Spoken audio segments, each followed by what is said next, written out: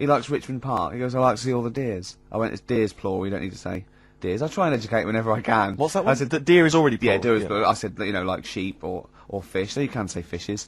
And we were laughing at this. I said, do you know the, plural of, mongoose? Because a lot of people think it would be mongoose. It's not, it's mongooses. Do you know what Karl said? Plural of mongoose. Mongoose, yes. Plural of mongoose? It's worth a competition. No, it's not, no. No, go on. Karl, what did you think the plural of mongoose was? Mongs. I phoned him up there was a front cover of the I think it was the Telegraph one day this week, and it was an ironic story. It was a fluff piece, but it was a funny story. It was about a monkey in a zoo that had a ruck with its father because it's adolescent. It was like the equivalent of like 16 to 18, and it had a fight with its father, and it escaped. It ran away, and it was like, you know, an interesting story. Yeah. I phoned Karl up and said, "There's some monkey news. A monkey has escaped from its cage after an argument with its father." And he said, "What was the argument about?" I mean, he thinks like Homer Simpson. Yeah. What was the argument about? Like, the zookeepers are going, oh, look, oh no, he's brought up his untidy room again. The father, oh look, he's caught him smoking again. I mean, what do you mean, what was the argument about? They have fights. They have fights, and then it ran away. His dad wanted him to go to college, but he just wants to quit and get a job. Yeah, and he fancied a monkey in the other cage, and the father was saying, she's not good enough for you. I remember, I was on a, I don't know if this is alright to talk about. I mean, it happened, so, you know, not worried about it. It's alright to talk about. Everything's alright to talk about. But I was on the train, right, coming from Manchester back to London, right? Yeah. And, got on it was like a Friday night, and it was heaving, you know, like the last train is and all that. And, absolutely chocker. Right? Yeah. So I'm walking through the carriages, thinking, oh, is there any seats anyway? Anyway, everyone's like, it's heaving, right? It's people stood up in the doorways, you can't get in the toilet and all that. There's not going to be any chair knocking about, you know, so walking through, and anyway, I see this one empty chair sort of in front of me, right? I think, oh, why ain't anyone sat there, right? I'll just rush to that, get to that, I'll get myself a seat, plonk myself down, right? And, sort of turn round, you know, see who I'm facing, you know, see who you're sort of having a chat with. Little fella there, right? Little, well, Down syndrome kid, right? Sat there, and, he goes, alright, and I thought, oh, right, not bad, but do you know what I mean? They're always talking, aren't they? You ask a lot of questions, right? So I was like, oh, here we go, 2.5 hours, and I couldn't get up, because the thing is, that's obvious. Sure. Right? So that's like mean. I never want to be mean, do you know what I mean? No. At the end of the day. So anyway, so I think, I know, I'll go to sleep. Clever. Right, so I shut my eyes, and he leaves me alone and all that. So then, my phone goes, and I think, right, what do I do? Do I ignore it? Or do I open my eyes and see what it is? Anyway, I open my eyes, it's Ricky calling about something. About nothing, probably, actually, thinking about it. It wasn't even worth answering, right? So anyway, but I'm awake then, aren't I? So he's like, hello? And I'm like, alright, mate. And he says, you're muscly.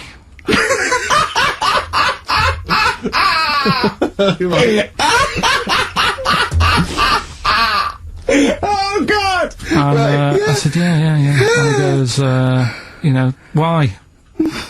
So I said, no, just Dan. It's again stressing me out because I'm thinking, why am I muscly? I don't go to the gym. And you know, I mean, I'm not muscly. I'm in good shape and that. Well, so then he wants an arm wrestle. On a crammed train from Manchester, so I've got another hour and a half of this. Oh, when you talk back, he'd soon have got up and left.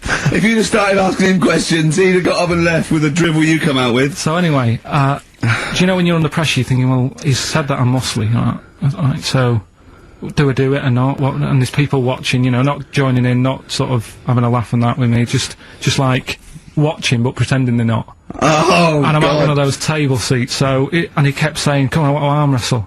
So, and he was getting loud, and I thought, oh, I best just have an arm wrestle. What do you mean? What do you mean? I best just have an arm wrestle. What do you mean? Get it over and done with. I had to.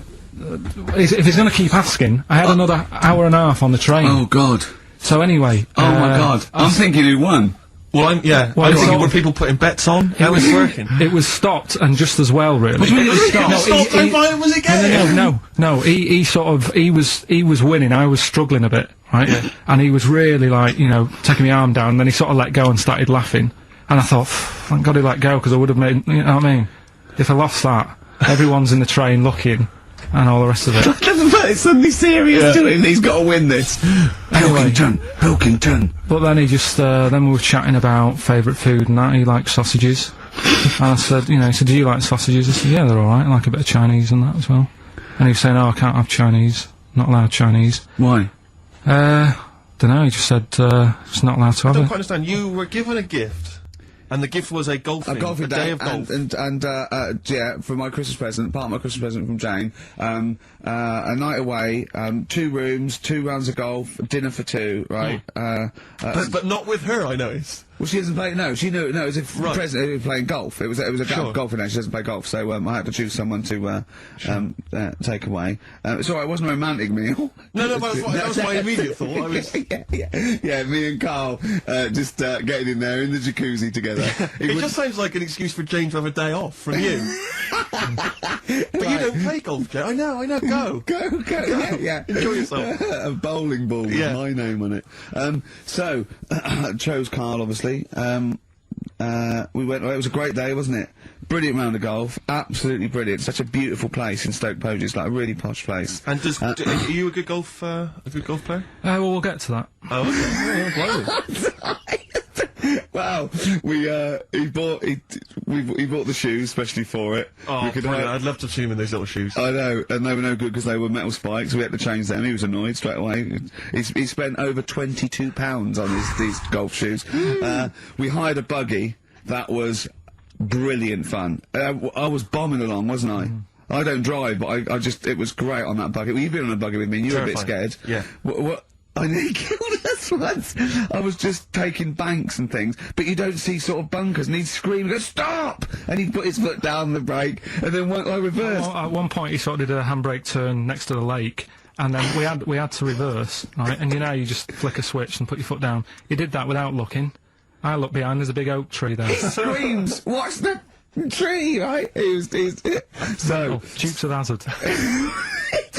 I kept jumping in and leaving him behind because I had to go to my ball. Because anyway, so the first shot, I got on my driver. I honestly did one of the best shots I've ever done. It went straight down. It was great. I thought, phew, got away with that because it's always the first one because it's a clubhouse and you want to look good. Yeah. So. He tees up, right? And I've been saying, buy some balls. He just got 6 balls. I was going, what if you lose me? I won't lose 6 balls, right? He tees up, right? Whacks it. It goes miles, like, right angles, straight into these, the woods, right? He turns around and he goes, go and buy some more balls. So I'm laughing, because it's, like, impolite to laugh, but he broke the ice for me, and I was falling around, and then his second shot, I go, you know you're off for 3 now. If you take another shot, he went, oh, right. So it's his 3rd shot, he puts the ball down. He hits the ground before it and misses the ball altogether. And I was on my back, wasn't I? Unbelievable. Actually rolling about on his back. And we were terrible. I went round 107, he went round in like 119 or something. Sure. It was just rubbish. How long did it take? 5 hours. Of course. And there was no one around, luckily. But it was fantastic. So then we go and have our meal. What annoys me, I said, right, I'll go for a run. He went, I'll have a bath. I said, I'll see you at 7:45. At 7:55, I have to call him. He's not ready, so he's let me down there. I can't stand lateness or laziness. You hate lateness. Yeah, and he's let me down. Do you know his excuse? He fell asleep in the bath because there was no light bulb. There was no light bulb in the bathroom. So instantly he fell asleep. And he was late. No, do you know what I mean though, Steve? If you're sort of, like, nice and warm and what have you. I was tired anyway, I've been stressed out for 4.5 hours, right? My life flashed in front of me a few times in that buggy. So it's all sort of wears you down a bit. I thought, right, I've got a headache. You're going for your run. I'm going to have a bath. I walk in, put the light on. For some reason it didn't come on, but I thought, it's alright. I'll just, you know, doesn't matter. You can have a bath in the dark. It's summer, so it's light anyway. Well, there's no windows in the bathroom, so yeah. So you were in the darkness. So I'm in the darkness. I nod off because I'm shattered. He calls up, asking me. So I said, well, I won't. It doesn't normally take that long for me because, you know, I haven't got, like, long hair. I've got a dryer and I can sort of one wipe.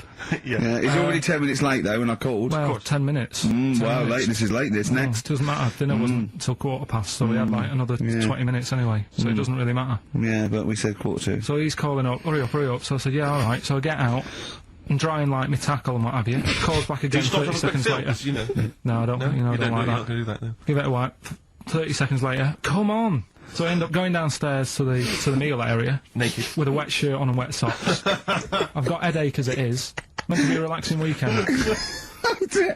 But anyway, so we have our meal, which is really nice. And then we're sitting in the bar. I'm having a cigar by the fire. Yeah. Like, we're having a rather nice Pinot Grigio. Yeah. He's there going, I've got an headache. Is this 1955 that you live in? I know, yeah. It's so right. And we are knackered because you know he's not used to work. I've seen him moaning, falling asleep. He's not used to it at all. And you've been on your feet for over half an hour. Yeah, right. So yeah, we didn't even walk around the golf course. We had a buggy. Yeah. Wasn't even exercise. So we get onto conversations. Talking about, he's asking me stuff about evolution. What about tell me that? Why did the giraffe? What's that rubbish about the giraffe getting a long neck? I said, well, it didn't try and get a long neck. It was selected. And he said, but why would evolution do that? I went, well, you think that evolution didn't do anything? There's not this consciousness, there's not this will that a giraffe has to stretch its neck to reach the leaves. One had a long enough neck to survive and pass it in. He was going, yeah, but why did evolution? This isn't. But by the way, this isn't the most stupid thing. This is warming up. This is about 8:45, right? He said, why didn't evolution make a giraffe good at carpentry so it could build a ladder? Right. Yeah. Okay. No. All right. Okay. So he's thinking around it. He's trying to pick holes in evolution. Yeah. We get on to. I said, well, things that I said. We can see the speed of evolution in lower life forms like bacteria, viruses. They evolved, and that's why soon we won't have an antibiotic that can kill some certain bacterial strains. And he said, and this is about 11:30. And I said, I'm going to bed. Right? He said, in the future, they reckon that you'll be able to wake up and eat a yogurt you can have a chat with. It's the re-education of Karl. He's like Liza Doolittle. And now he's coming, or Lawnmower Man, if you've seen that film. More like Lawnmower Man, if you've seen the film. You'll know what I mean.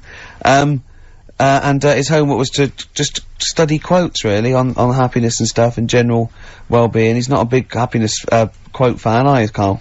Not really. So what have you done? You've come up with something, haven't you? Right, yeah, I told you, right? Because a lot of these are just things you say every day. They're nothing special. So what I'm doing... Well, you say them every day. Well, the sort of things you come out with and you don't even think about it, do you know what I mean? Yeah. They're on the TV all the time, people on the radio are saying these sort of little quotes. Sure. And, what I've done is, remember that programme on Channel 4, Faking It? Yeah. Where they got some, like, posh kid to be on a door and all that. What I've done, I've, Imagine if that was the pitch for the show. Dear Channel 4, just gonna get a posh kid on a door or something? Yeah, Yours sincerely, Karl. Come in. Yeah. TV producer. Yeah, yeah, go on. So, what I've done, this little book of quotes, happiness quotes, I've picked 2 that are real. Okay. And I've made one up. Right? And we've got to guess. And you've got to guess. Okay, then, go on. Well, I'll tell you what, Rick, why don't we, when we've heard them, we won't confer. No. You'll write down yours, Yeah. A, B, or C, and I'll Yeah. write down mine, and we'll Sure. see how it Okay, is. Karl, off you go. Right, and just because I'm looking at this book, it doesn't mean I'm actually reading. No, I know, Don't no, worry, I know. we're clever. No, we know, we can't see yet. Like, call my bluff. Yeah, go on then. Nothing is worth more than this day. Okay. Yeah. Yeah? Alright. Yeah. The way I see it...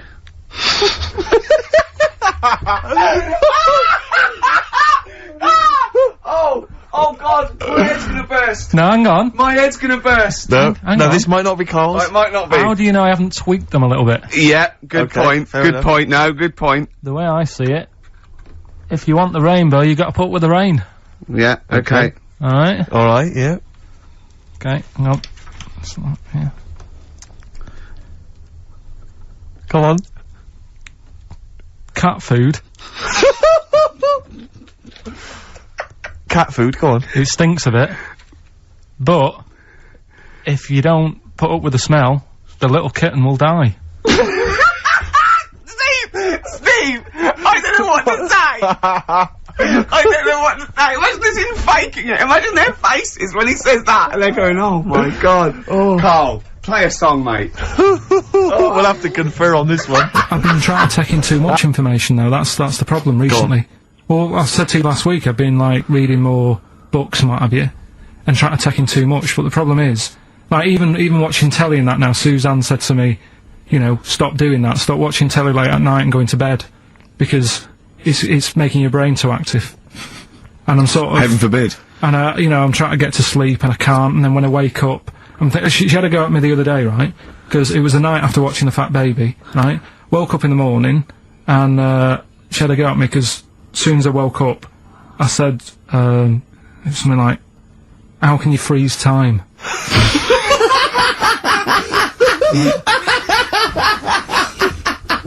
And she says, aren't you going to say good morning or whatever? I'm gonna burst! Just imagine it, right? It's like the sun comes out through the window.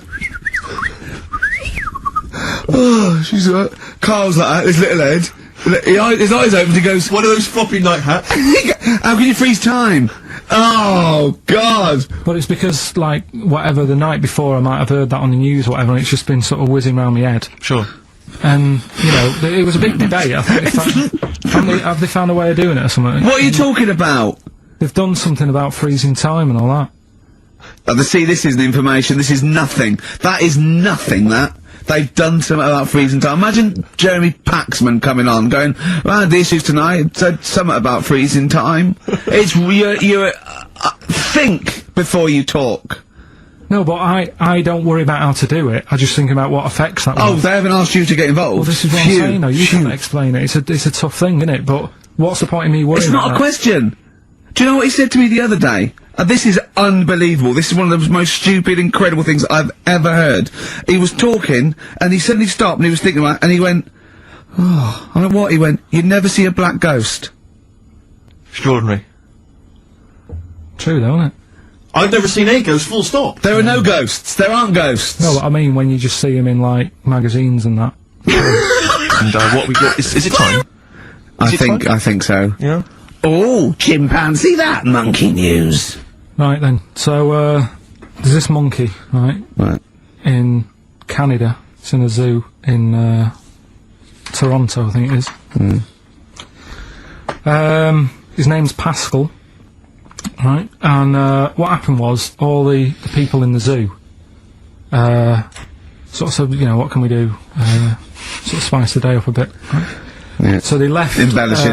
No way this is a news Let him story. do the news, let him do the news. Okay. So they Any left. Just dates? let him read the news, alright? Well, You wouldn't interrupt Moira Stewart. It was about 2 weeks ago. No, because she always says today, so you know it's news. She doesn't say, right, there was a monkey, right? Alright, Well, in Canada, Go on, right? mate, just finish the Okay. news, be all night. A couple of weeks ago, in this zoo in Canada. Right. They got a camcorder, Right. and they said, let's leave it for the monkey to have a play with, right? So, anyway, they passed it around, Won a BAFTA. and a couple of chimps and that were rubbish at it. They were, like, filming the floor and all that, and the fingers were always in shot and stuff like that, right? But anyway, there was this one chimp called Pascal, right? Who, Annoys me that he calls them monkeys, though. He They're was- not monkeys, they're apes. he Go was, on. he was a dab hand at it, right? He was, like, filming stuff, really good shots, you know, sort of nice mood and that. He used the lighting properly and all the rest of it. No, he didn't! Just this is the news, what are you talking about? This is the news. Oh, So Steve, anyway. it's so annoying. You know it annoys me so much. Things like that. He was a dab under. He was doing really good shots. It really annoys me. Let's hear the news. Anyway, right, so he started, at night, like, when the zookeepers went home, he started filming, like, other monkeys on the go, like, whilst they were at it, right? And he was filming them and what have you. The Ron Jeremy of I the love zoo. it. You know it's going to end up on the web. So anyway, the zookeepers came in the next day, and it's like, let's see what shots he's got. Anyway, he's got all this, like, you know, all these monkeys at it and what have you. So, Oh, yeah, this is, honestly, you don't know what this is doing to me, Steve. Can I stop it now? So they thought, like, actually there's a few monkeys who aren't at it enough. Do you know what I mean? They have problems and what have you, so let's give them the videos. That is so untrue! This is so untrue! It's so untrue that it was filmed by a monkey! So It's what so happened then, untrue! right? Rick, I don't know who to believe. Oh, Carl, you're talking so much shit again. You must know that's not true. There's no way. There's a load of tapes out. Look at me. Look at me. Don't keep talking. Look at me.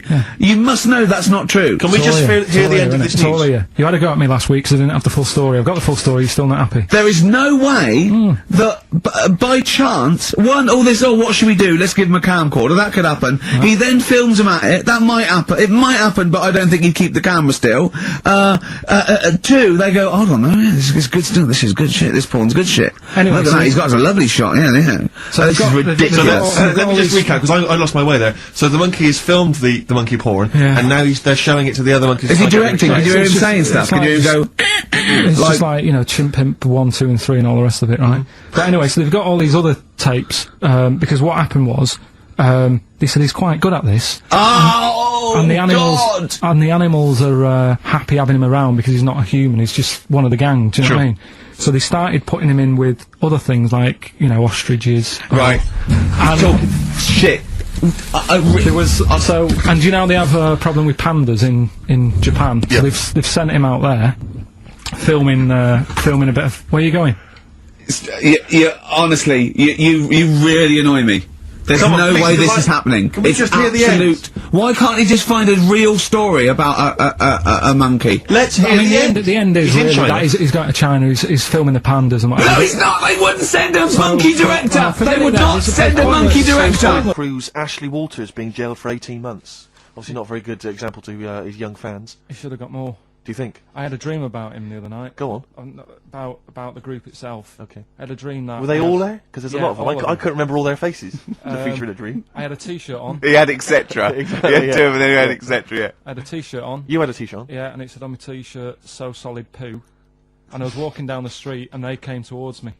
And they were just about to beat me off. That's a great dream. That's amazing. That's an amazing I love that. dream. We've all had 30-year-old. We've all had that anxiety dream.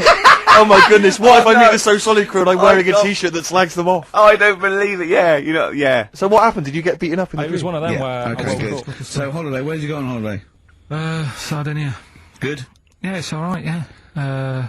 Nice food and that, it's important, isn't it? Yeah. And nice beaches and what have you. Excellent. Always like a nice long beach to walk down. Yeah. But, so we're having a nice walk, right? You know, nudists do me head in. Sure. Right. Not a problem though, is it? It's not like being scared of spiders where they might jump out under the kitchen sink at you. You know what I mean? It's not a big problem having your head done in by nudists. Yeah, but it just annoys me. It sort of ruins the day a little bit. Because it makes me feel uncomfortable. Right. Take your clothes off if you feel uncomfortable. It's much more relaxing. Yeah, but... Well, anyway, right, so I'm walking along the beach, right? Lovely long beach, what have you, you know, watching the sea, picking up shells and that. And what are you wearing? What's your natural beach club? When he says picking up shells, I imagine he's on all fours going, like that, you know what I mean, looking at things. Just like washing his nuts in the sea to get them tasty. Yeah, going into the sea and then kind of shaking himself and all the water flows off. Yeah. I've just got, you know, flip-flops on, pair of shorts, and like a little light shirt. Sure. So anyway, walking along, and Suzanne goes, "Oh look," right? And there's this woman, German, I think, coming out of the... How can you tell she was German? Underarm hair? I'll get to it. Forget the underarm hair. She came out, it looked like she was smuggling seaweed. I'm gonna burst! I'm going to burst! Oh god! And the funny thing is, right, she, smuggling seaweed! Oh god! She was a bit hairy down there, was she? Mental. I felt bad because I hadn't had a shave for 2 days, right? Looked at her, it was ridiculous. She might as well have kept her trunks on. It was just like she was wearing furry trunks, right? So anyway, so I'm walking around. So... yeah, go on then. So Suzanne's like, "Oh, look," and I'm like, "Oh, not again," you know, because every time we go away, there always seems to be one of these. Is she by herself, this woman? Well, the weird thing was, she was with her husband, right, Yeah. but he had shorts on, he was happy, right, but every time, like, because I walked past her, and he sort of ran off, because he's embarrassed. Do you know what I mean? There's nothing normal about it. What can he do? He can't go, "Alright, mate," because he knows it's odd, right? How old was he? Sorry, how old was she? It's hard to tell when someone hasn't got clothes on. You know what I mean? They always look older, don't they, when they haven't got clothes on anyway, but I'd say she was about 40, 41. Okay, right. So yeah, so I walked past, and the annoying thing is, she got there on a bike, right? No clothes on, little pair of boots next to the bike. So if you can wear boots, just pop some shorts on. Do you know what I mean? That takes more effort for me, putting boots on. So put the shorts on, right? So anyway, so the husband kept running off. I walked past, and I'm getting annoyed because I'm saying, well, we've got to walk past them again on the way back. I like the fact they're scuttling away when Carl walks past. Like when you lift up a bit of, sort of iron sheeting in the woods and loads of mice run away. Yeah. It's like whenever Carl goes, that nudists run away. Yeah. Oh, right, okay. So, but no, so we sort of come walking back and what have you, and you know, I have another look and what have you, and he runs off again. Why are you another look if it offends you so much? Oh, you might as well just have a look, you know what I mean? It's just putting it on show and what have you. But the interesting thing was that I just wondered whether the husband...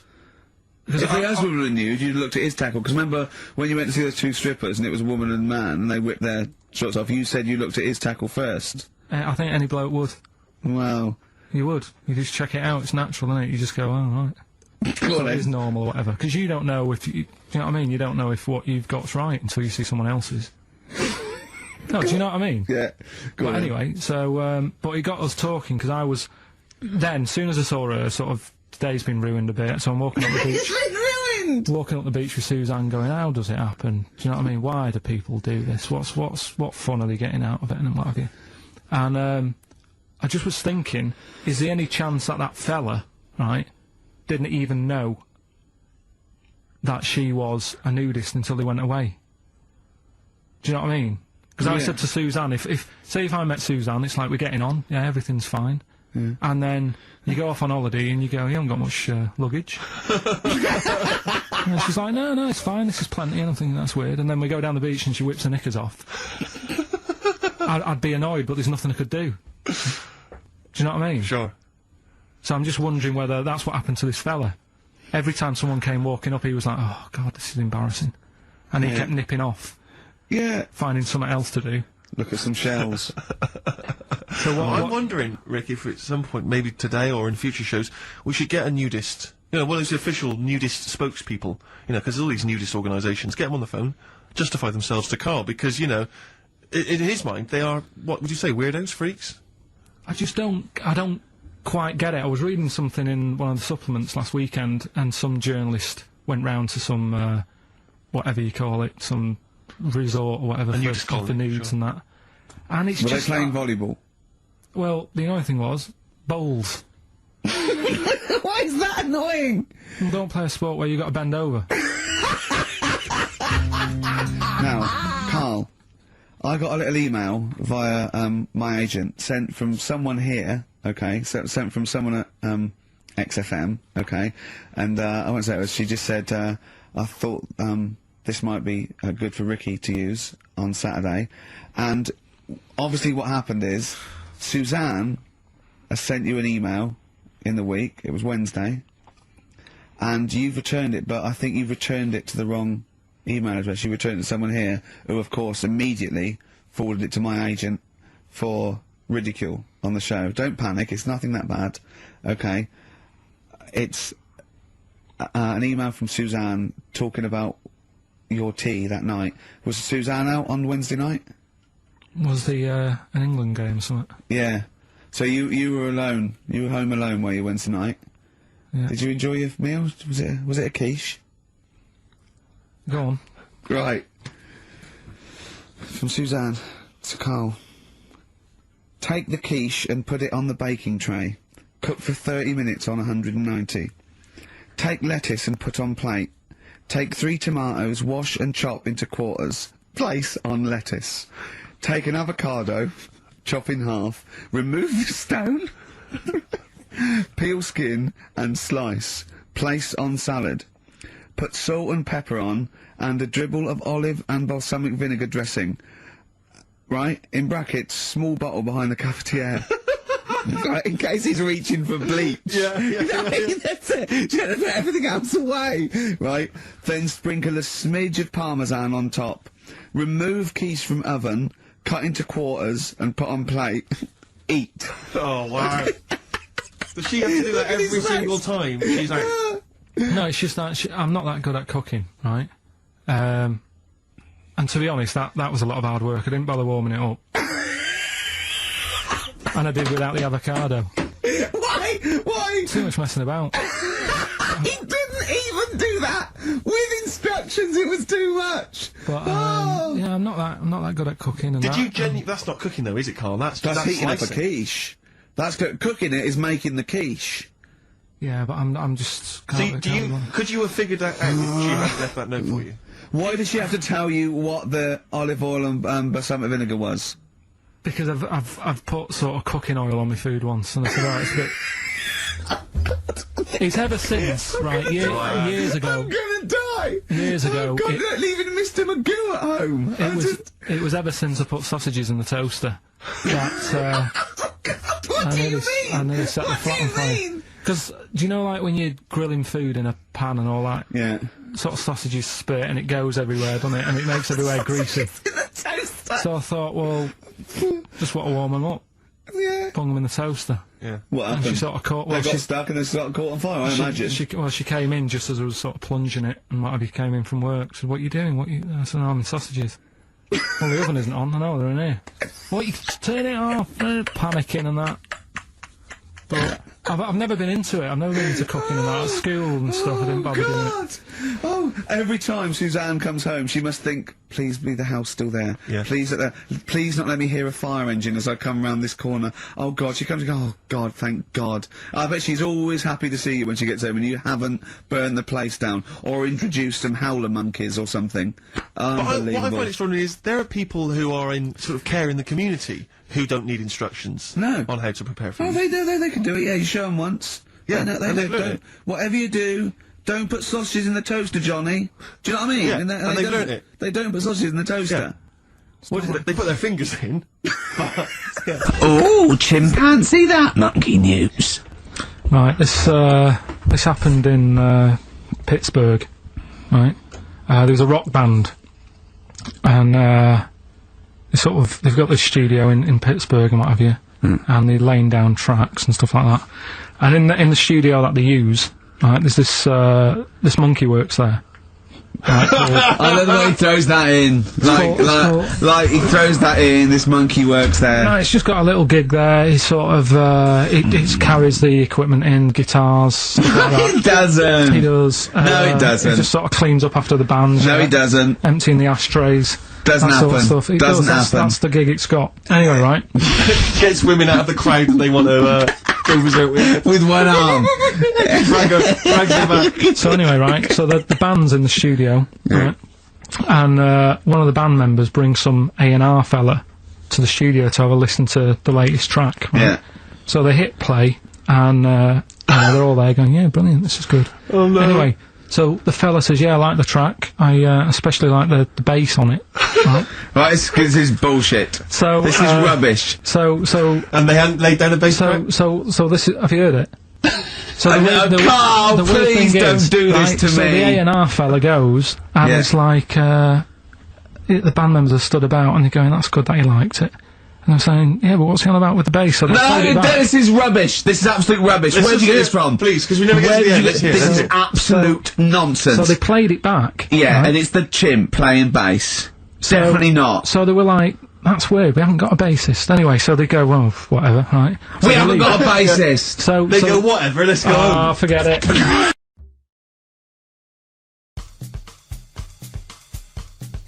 It is hard eating a knob. So what are you saying? You could... I'm saying, like, I could eat a knob at night. I could eat a knob at night. I could eat a knob at night. I could eat a knob at night. I could eat a knob at night. I could eat a knob at night. I could eat a knob at night. I could eat a knob at night. I could eat a knob at night.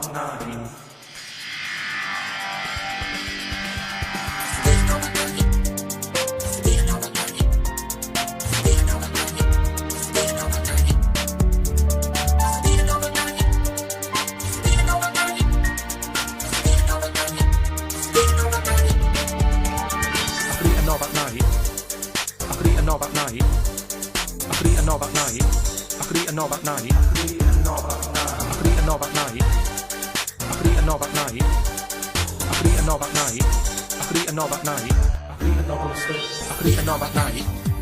I could eat a knob at night. I could eat a knob at night. I could eat a knob at night. I could eat a knob at night. I could eat a knob at night. I could eat a knob at night. I could eat a knob at night. I could eat a knob at night. I could eat a knob on a stick. I could eat a knob at night. I could eat a knob at night. I could eat a knob at night. I could eat a knob at night. I could eat a knob at night. I could eat a knob at night. I could eat a knob at night. I could eat a knob on a stick. I could eat a knob at night. I could eat a knob at night. I could eat a knob at night. It is hard eating a knob. Нет, я не шпион! Я не шпион! Я умоляю! Oh, hey, look at you there. Do you want to speak Russian like me? Send me all your money. Всем привет и добро пожаловать на мой канал. I'm an American and it is time to learn the Russian alphabet. This here is a normal American A. It makes the ah sound like ah, and the Russians stole this from the American language. This is a pregnant soap dispenser. It's pregnant with bubbles, so when you use it, it makes the b sound b for bubbles. So this one must be a B as well, right? No, this is a V. Russians copied our homework and changed it just a little bit so that they would not get caught by the teachers. But you can't fool a smart American patriot. Я слишком умный. This is a non-pregnant soap dispenser. Since it's not pregnant, it will not have a baby saying goo goo gaga. This makes the G sound like in goo goo gaga. This crab-looking abomination scares the living shit out of me. For some reason that only Satan can grasp, this makes the D sound like da-da-da-da-da-da-da-da. This looks like an E. E stands for egg. Now picture a chicken laying an egg. Seriously, think of a chicken pooping an egg out. What sound does it make when it comes out? You're right, yeah. This makes the yeah sound. Now the E has eyes on it. This represents you watching the chicken lay an egg with your eyes. What would you say the moment the egg comes out? You got it. Yo boy. This is the yo sound. Yo. This is the handsome Squidward of Russian letters. I am not gay, but I am attracted to it. It makes the zh sound like zh, just like in the gorgeous language of French, je. This is literally the number 3. This must have been a glitch that the developers accidentally left in during an update back in the day. This makes the Z sound like z. This is a backwards N. More proof that they ripped off the American alphabet and only changed a few minor things. This makes the E sound like E. And this right here is a backwards N with a really sexy unibrow on it. I swear I'm straight, I think. This makes a Y sound like at the end of boy. You know what I mean? This is just a K sound stolen from us again! Блин, это наша американская буква, блядь. And it sounds like K. If you look really hard at this one, it kinda looks like an elephant with its trunk out on the left. What do elephants do for fun? You're right, they lick things. Lick. Makes the L sound. This makes the M sound. M for monolingual beta, which you won't be once you learn Russian. This right here is my least favorite letter. It looks exactly like an H, but it's pronounced like an N. It confuses me, and now I sometimes pronounce H's as N's in American. I get really weird looks at Pizza Hut. This letter is why I have trust issues. Yes, it is technically an O sound, but sometimes it's an A sound for no reason. You just have to accept that you're absolutely with this one. This looks like a porta potty. You know one of those bathrooms you find at a concert or something? It makes the P sound This is an R sound. R. The leg on it that would have made it an R ran away. You get it? This is a heterosexual or homosexual C. In American, the C is bisexual, since it can make a hard k sound or a soft S sound. In Russian, it's either just straight or gay, since it only makes the soft s sound. This is boring as shit. It's literally just a T. This letter is a weeaboo. This makes the oo sound like in ooh. Just picture it at an anime convention saying ooh. This makes the F sound, fa. The F stands for holy frick! Why is there a stick stabbing the circle? For some odd reason, this makes an H sound, which is kinda harsh but not too harsh, like хорошо. If you saw my last Arabic vid, you know I suck at H sounds in every language. This alien looking thing kind of freaks me out. It's like a glass of milk that grew a little leg. It makes the TS sound like ts. I don't know what's with them and making numbers into letters, but this is literally just a 4. It makes the ch sound like ch-ch-ch-chia. Shut up, пожалуйста. Shut up, sh. This makes the deep sh sound. This is the same thing as the last one, but it has a little pinky sticking out, so you know it's a bit more elegant. This is sh. It's less deep and more elegant than the sh. I think. I kinda suck. This is literally 2 letters. I don't know how they got away with this, but this is the ooy sound. Just kidding, it's the E sound, but I like to exaggerate. This is a bootleg Euro symbol, and it makes the E sound kind of like in the word etta. This looks like a fish, and you know what else looks like a fish? You look like a fish. It makes the U sound. This blatant disrespect for the American R is actually the ya sound. Ya. Ya is actually how you say the word I in Russian, so if you didn't know any words, now you do. Now let's see how good you are at reading Russian. Read this word.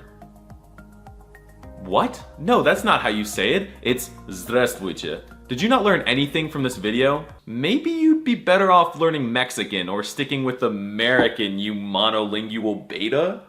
Right, come on now. Oh, chimpanzee that! Monkey news, earlier than usual. I'll have to save this link now. Monkey news. We've done a lot of stuff, right, on monkeys.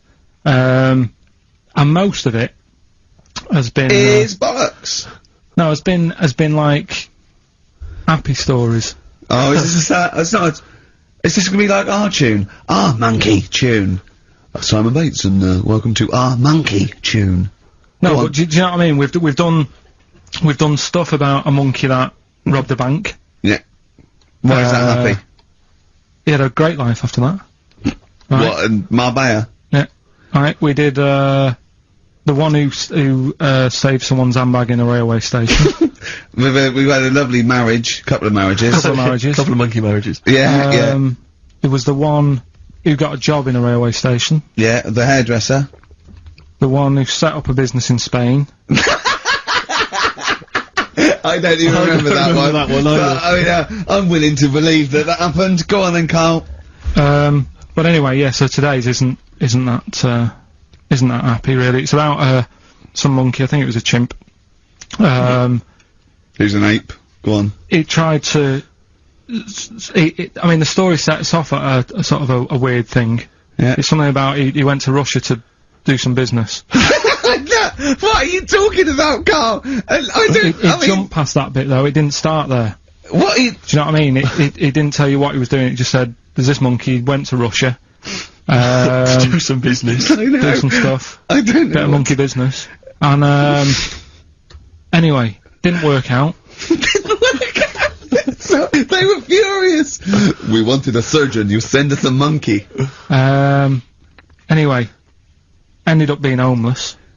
Oh. No, So it was taking a turn for the worst. What, couldn't even get into like a tree hostel or anything like that? That's the problem.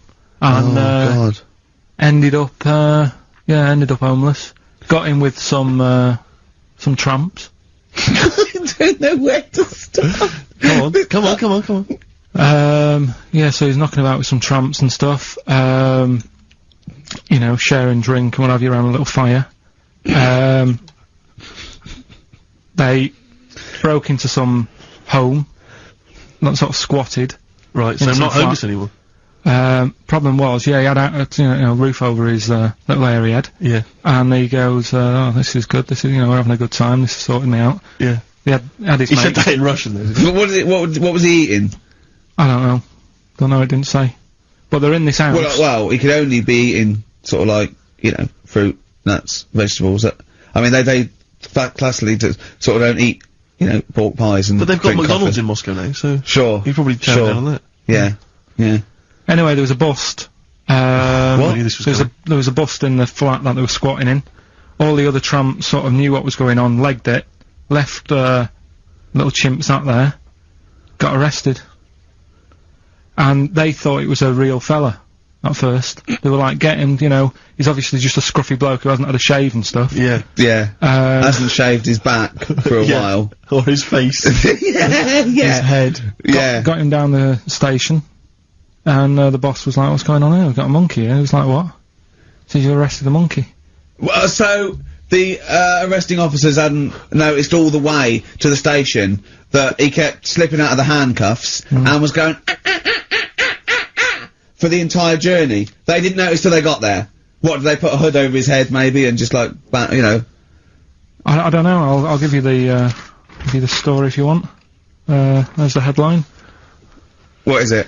What's the headline, Steve? I don't want to see it, but... The headline, this is once again from supposedly reputable news organisation Ananova, homeless monkey arrested in Russia. Did you read on, or did you see the headline and make up that whole story? It's most of it is there. What isn't there? What bit isn't there then? No, I think you know. Steve can have a look over it, check it out and stuff. Point out the embellishment for me, Steve, will you? Well, what it doesn't say is that the police didn't realise it was a monkey. That's what I was guessing. That's what I was guessing. Really, that they got it back and they said, "What you done? We've got a monkey," and they go, "Yeah, yeah." Oh God. There's some more monkey problems in the week. Have you seen the Alfords advert with monkeys in? No. There's a new advert out for Alfords selling bikes and stuff. Yeah. Got some monkeys in it. It's caused an uproar. Why?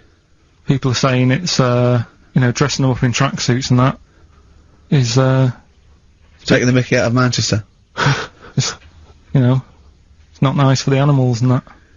So there's been loads of complaints. Will they get a about free it. bike or something? Do they? I imagine. I think they kept the tracksuits. Yeah. But, Shall I record that's the after thing this now. cheeky freak of the week? No, I'm just saying we're not doing this to sort of again take the mickey out of the animals and stuff. These are true stories and that. But yeah, coming next, freak of the week. Right, look at it like this. Jesus. Look, I see it all the time now. Go on. You go, where are you going to someone? And they go, I'm going to Dorset. Aye. Oh, aye, what road are you taking? Dunno, just pop on the sat-nav. Now, that's a start, isn't it? Okay.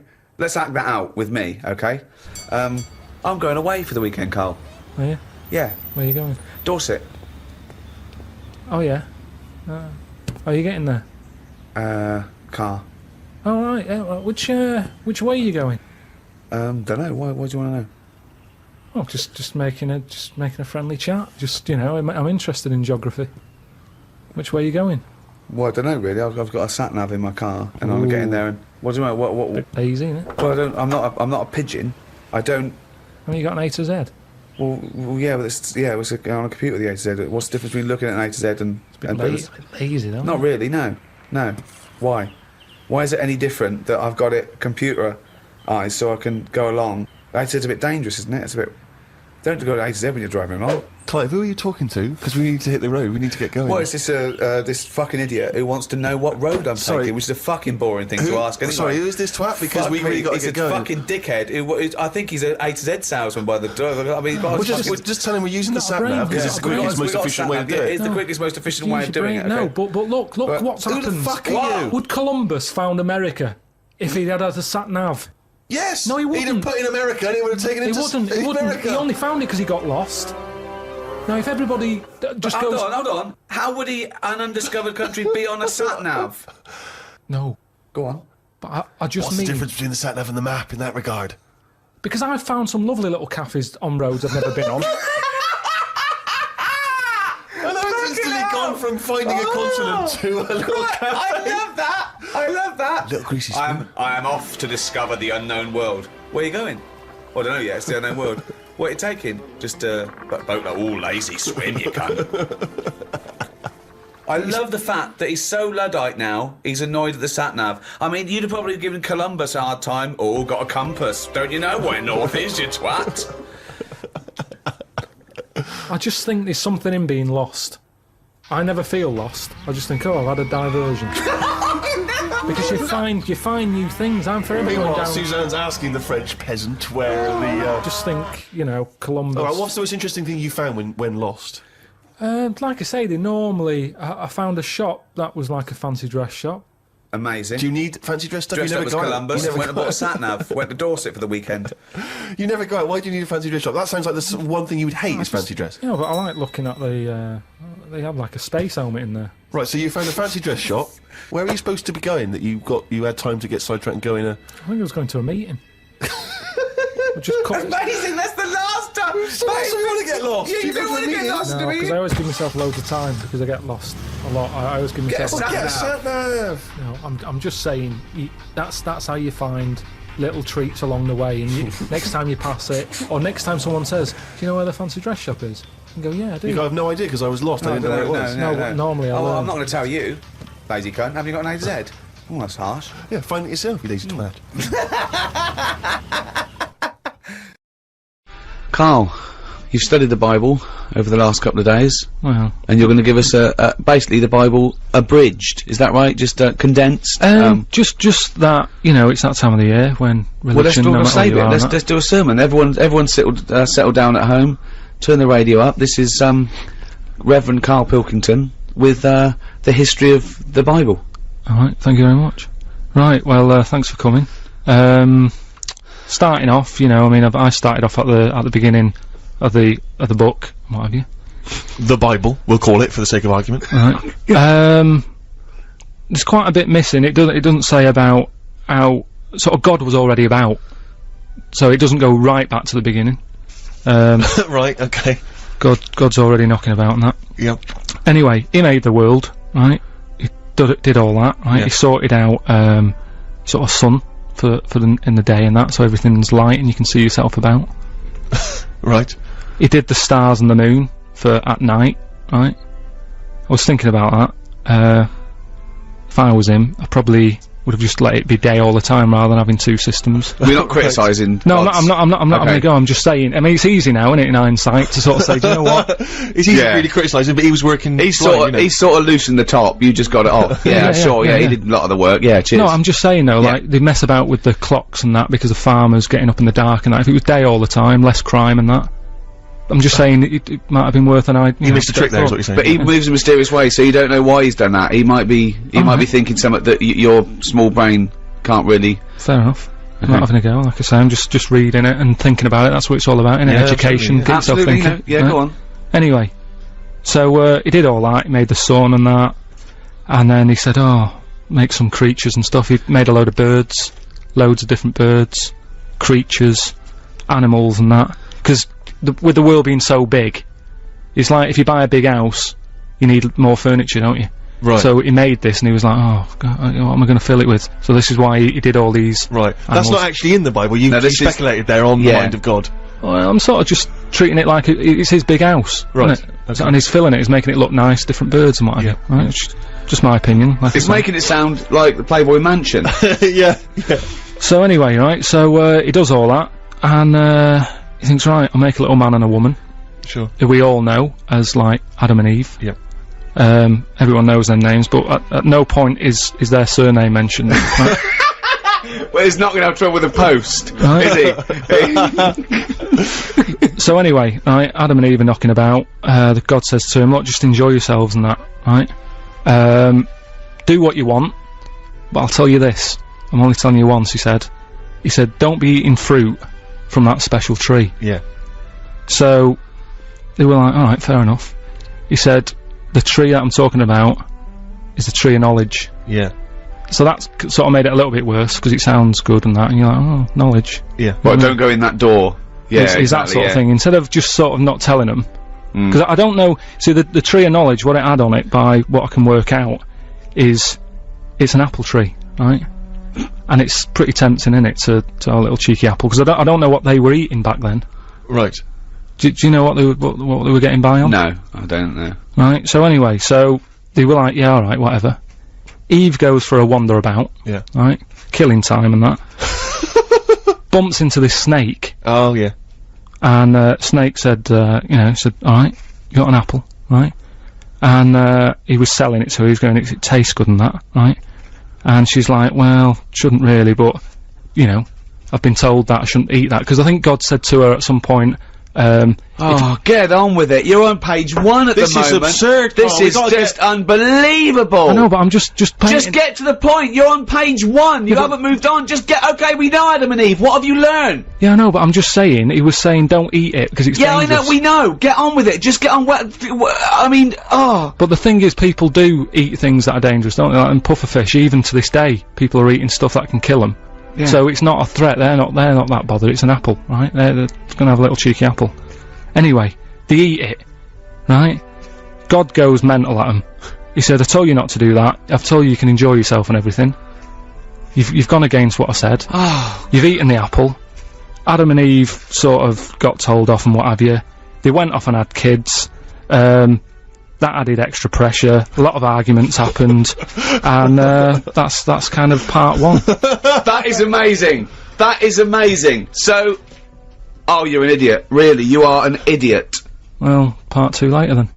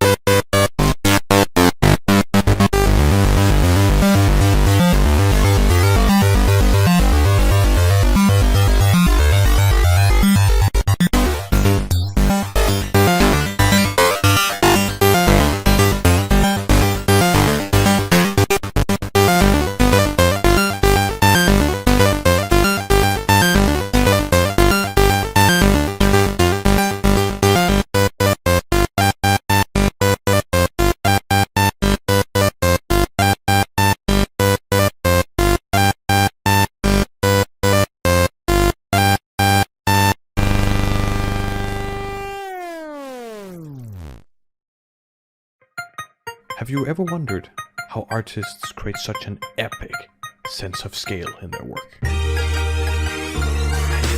Hello there! In this video we're going to explore how artists create a sense of scale, how we can use those principles, and share some common pitfalls at the end of the video. Let's get started. The very first principle is contrast of size. When starting out your piece, there are some really fundamental and abstract elements that trick our brain into seeing scale. If we have a plain old cube with no relation to anything, we don't have a very strong idea of how big it is. But most of us might say that's, it's in human scale, maybe a bit smaller, maybe 0.5 meter to 1.5 meters. But if we put a smaller object next to our cube, then suddenly we start feeling a sense of scale. Not exactly in measurable units, but we do feel that the original cube is larger somehow.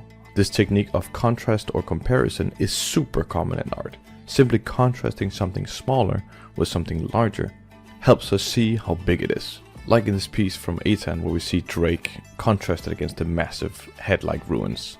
Or in this shot from Quentin with the tiny boat contrasting the massive ruins in the background. How small these objects are in frame really underline the scale of the ruins.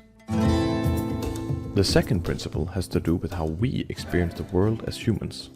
Let's look at camera angles. Seeing our setup from 3 different camera angles, we can see the effect it's having on our perception and understanding of the scale. Number 1 has a pretty neutral camera angle and it makes our cube feel within human scale, however it is still hard to tell. Number 2 has a camera tilted upwards and it feels like we, the viewer, are looking up at the cube and therefore it feels larger. In number 3 we have our camera tilted down and therefore everything feels smaller because it feels like we're looking down at the object. But this angle could also give us a better sense of the scale as we're getting more of an overview, but it doesn't give us the same grandiosity we're seeing in number 2. In this piece we get an epic sense of scale and we can really feel how the upwards angle makes us look up so we can fully see the towering heights. In this painting from Flora, we are looking down at everything, so everything feels smaller, but it does show a great sense of depth which can show massive scale even though we're looking down, so the principles can be applied differently here. There's a third angle I would like to mention. I call it the satellite. This camera angle involves a lens with a high millimeter or a long focal length. It typically flattens out the image a bit, however, it has a feeling that we the observer is quite far away, like on a plane or in outer space. And the understanding of scale has a slightly delayed comprehension. At first we might look at this piece in the top and think, oh, humans could be here, but then we see the floating ships around it and we get a much better understanding of the scale. And we can truly tell how massive it is. So working with the camera can be a great addition to visualizing your epic scale. I'm also building a piece on the side here, and I will have the viewer looking upwards to really feel the scale. The third principle is composition. In this piece by Raymond, we see a massive creature walking through the jungle. For us, the creature is in full view and we can see it all. And it helps us understand the creature's exact scale to the world, and we can tell that it's massive. This type of composition makes the scale of the creature very clear, and it gives us the ability to relate the subject matter to its surroundings easily. But we can also obscure the subject and leave out selected parts to let the observer's mind run wild, creating a deliberate crop of our image. Because when we can't see the full scale of an object, the viewer can imagine it much larger than it really is, implying a sort of vastness, which we can see in effect on this massive rusty ship hull in the background. And there's a secondary effect. We might feel that the subject is so big that it can't even fit into the frame. I think I will apply something similar to my piece, so I will extend my subject up and create sort of the crop to imply vastness.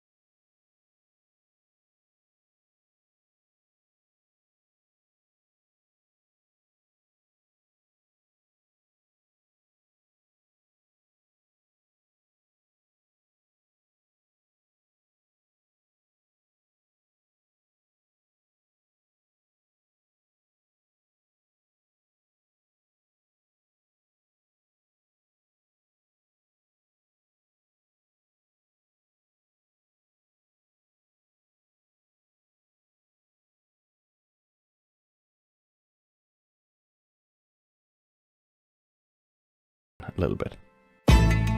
The fifth principle is a tricky one. I call it relative scale. In this piece by Paul, we see a flying carrier ship, and we also see tiny people in yellow jackets. Looking around the ship, we see objects that are made to fit human scale, like the railing on the ship sides. The human eye is quite sensitive to scale, so when objects that we expect to have a certain height, but doesn't, we lose our sense of scale. So everything in this scene, like window heights, cockpit sizes and doorways, will have to be within a relative scale. Windows can be many different sizes, however the details around the windows can be tricky. If you imagine a window set in a building with a cross, if you simply took the same window and scaled it up, that wouldn't feel quite right, because we would assume that the frames around the windows would be the same to line up architecturally. So instead we want to do something like this. Staying consistent can sometimes really make or break the scale of your image. Well, I better scale in those windows a bit. Much better. The sixth principle is great fun. Repetition. Repetition is one of those principles that are just fun and easy to implement, and they always help show the scale very well. Take this illustration made by Martin here. The massive column-like structures don't quite look like anything we have here on Earth, and most certainly the scale is beyond human capabilities as of now. But by repeating the massive structures between the clouds, we can so easily tell that we're dealing with massive constructions. This example is also great as it really underlines how massive these trees really are.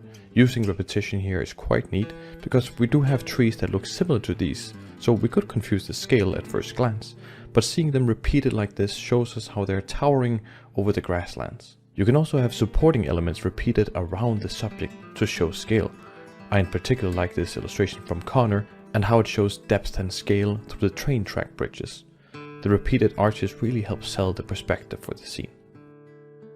Well, I might as well duplicate a few structures around and sell the scale of my piece.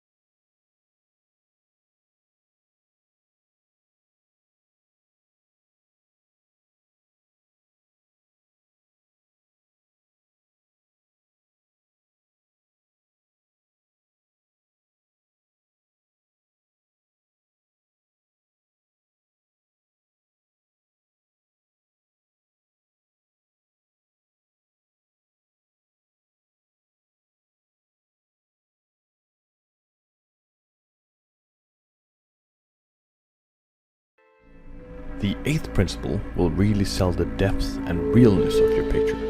We're gonna look at atmospheric perspective.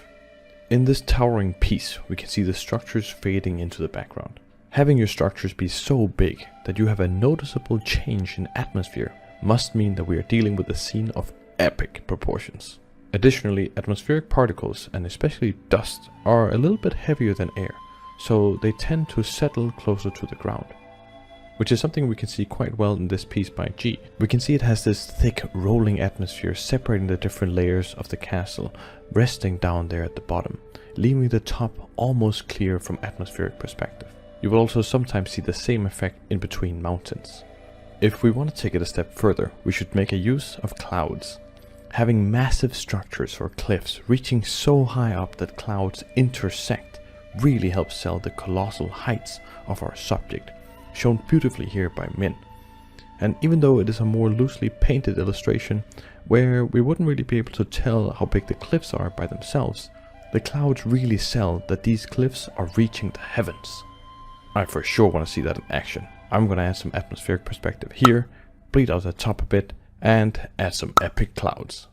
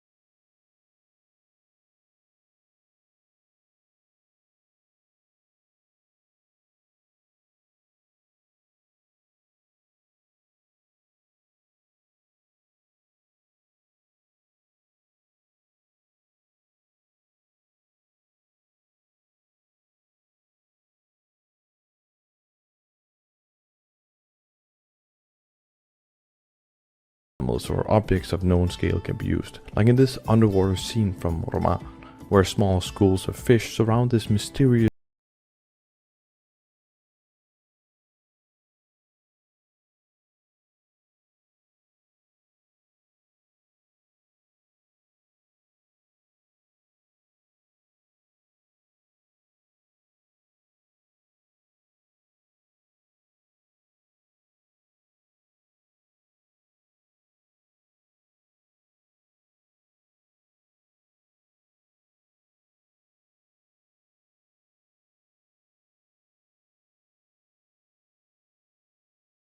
nice. The final and 10th principle is special effects, or effects for short. When we look at the water falling in this image by Jessica, the size and breakup of the water helps us see the scale. If the scene was much smaller, the liquid would feel thicker and more sticky because of the way surface tension works. But when we go larger, it has a different feel. So this principle is really about how effects react at different scales, a bit similar to relative scale but for effects. Here we see a landscape of ruins by Ricky, and on those ruins we see thick overgrowth. But we also see there is a cutoff point of the overgrowth, where you may be getting too high up for the plants to reach, either because of the weight or the natural limitations of how high up in the atmosphere plants can grow. So you could use the growth lines to show the tallness of your scene. Also, if you're capturing a sense of movement in your image, like this one by Jun Ling, these titans might be dragging massive plumes of dust and smoke with them. And note that the look of smoke also varies as it gets bigger and smaller. I definitely think I will add some overgrowth to my scene and make it cut off at a certain point. And finally, let's look at some of the common pitfalls when working with scale.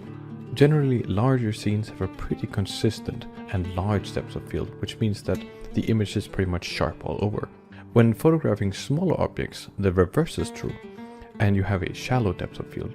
So we associate small scenes with a lot of depth of field unless you have a very high focal length. So it's not always the case, but something to look out for. Also be careful with creating objects that are too similar at different scales, because it can confuse our sense of scale, so keep it clear. And avoid leading lines. You could by accident create something that appears bigger than it is, just from the surrounding area. And that's pretty much it, and here we have the final image. With that done, I hope you found this video insightful. If you want to learn more about making concept art, you can check out some of our other tutorials on the channel, or check out our extended courses on Gumroad. Links to all of it can be found in the description below, and if you like this video, leave a like. If you want to see more from us, subscribe. That's it, and thanks for watching. What are you? I don't know really, it's just No, I'm just a mate. We're mates. That's what we are, really. It's just that this is what we do as well. You know, if we were cab drivers, we do stuff when we were at work cab driving, whereas we're in How would that film and work? TV. What? What do you mean? We'd do something. We'd have bets like who could pick up the weirdest person, wouldn't we? We'd take pictures secretly in the mirror. It's tiring. What, having me as a mate? Yeah, definitely. Do you know what he said about me once? He said something your friendship with Ricky. He said, he's like an iron lung. I need him, but I wish I didn't. Yeah. Isn't that good? Sweet. Yeah. It's kind of like that. But you must have friends that are annoying, and you go, oh, and you can't get rid of them. And then when you move, you think, well, tell them the address. I could just disappear now. You didn't tell me your address, but I I followed didn't. you. I know, he did. Can you believe that? You didn't just follow me, you chased me. Not joking. Did he really? Yeah. I told him, I said, I'm going home in a minute, and I thought, oh no. And it's when I lived in town, and his office was only down the road, and he didn't know where I lived. And he said, I'm going to follow you. And I walked really fast, legging it down Googe Street. With the bloke from the office running after you. Yeah. Yeah, you weren't famous Honestly, then. I got in, like, Suzanne said, what's wrong? So Ricky's been chasing me, and she wanted to go out, so we can't go out yet, he might be out there. That's weird, isn't it? It is weird. Yeah, that is weird. Wars in Iraq, But I don't terrorism, need it doesn't to mention now. anything. But that's all being wrote about anyway. If you're saying there's a museum that's keeping everything, there's loads of other books for that. Who's looking at the fella whose skulls fell off? What? We see. It's interesting, isn't it? What do you mean the fellow whose skulls fell off? Well, that's what happened the other week, so I wrote about it. What? A fella's skull has fell off. What do you mean his skull has fell off? It's something to do with circulation. But what do you mean his skull fell Well, off? it's in the diary. We But might how look can in a the diary. skull fall off? Because it's surrounded by tissue and it's got a brain. How can just his skull? How can it detach itself from all the stuff surrounding He it? mislaid all his dreams. But all I'm saying is that's not getting a look in. No, because it's not significant or probably true. Good point, Steve. I don't. All know right, well what's let me anything just based on. I'll just consult the diary quickly and find the moment with the man whose skull fell off. Oh, here we are, yeah. Looks like the world's fattest man is having an operation to get rid of some of the fat. Yeah. He has to have an iron bed because that's the only thing that can hold his weight. Yeah. There's also a man whose skull has fell out. He's in hospital somewhere. I hate that. It would make me panic. The hospital is busy with people coming in to look at their head. What are you talking about there? That tells us nothing. Right, it's impossible for a skull to fall out. How are scholars in 10,000 years going to be... What are they going to decipher from that? They can sort of go. There's not enough incident detail. But how did his skull fall out? Circulation problems. But answer the question. How did his skull fall out? Fall out of what? He was at home, and I don't know if he was combing his hair or something, but it come off. What did? His skull. What do you mean, his skull? Do you know what the skull is? It's a part of the head. Well, no, it's the structure of the head. It's the bone. Do you mean the top of the skull? This is only useful if you have all the salient facts. Then it would be of interest to us. We could. Well, I couldn't take that on. I'm busy. I'm not going to start looking into stuff in depth. Just get the details. God. You're such an idiot. You are the best, idiot in the world. Well, I don't want to be premature, but that entry is followed by, I injured my toe the other day by dropping the toaster. Instead of letting it hit the floor, I tried to catch it with my foot. Now, I went to Brazil during carnival time. I had a whale of a time. I really enjoyed myself. Great. It's lively, it's vibrant, loads going on, people are in good spirits, colour, energy. Nothing but whinging. No, because I don't like, the carnival and the block parties. It's all parties for me. I've never liked them anyway. I've never really had them. I've never had a birthday party. When I see them, like that advert for Iceland supermarket, yeah. You see Kerry Katona and Christopher Biggins have a vol au vent. I don't look at that and go, that looks like good night. No. But you're meant to, aren't you? It's meant to give you a good feeling. Iceland supermarket, look at the fun you can have with the food. I don't know where that party would be happening. But I don't look at it and go, I'd love to be there. And it was the same in Brazil. I don't like false fun. That's what it is, false fun. Yeah. I don't like it when people organise stuff. Come round Thursday. Come round and have a drink and a chat. I don't know how I feel on Thursday. But you'd never get anything done if you didn't have a bit of planning. No, because you just, you go with it. It's good. Because you could go up to somebody and go, fancy coming round tonight? I've got some beers in, have a chat. Oh, I wish you'd have said I'm going to a party. No, you're not. No, you're not. What? Because there isn't such thing as planning. I'm just in the mood, I'm walking down the street. Okay. I see you. Yeah. Fancy coming round tonight? No. Why not? I need more notice than that, really. Why? I left a chicken out. It goes off tomorrow. And I'll go along. Alright, Steve, you coming round tonight? He's having chicken with me. Well, no, but I didn't know that because we hadn't arranged that. Yeah, you hadn't so I got arranged something it. going on, Rick. Sorry. Oh, sorry. Yeah. I can't eat a whole chicken. Do you want a chicken? Okay. And there you go, you see. So my night is better than yours. I'm eating your chicken. I'm having a free night out here because there was no planning going on, and I'm getting a free night of chicken. What?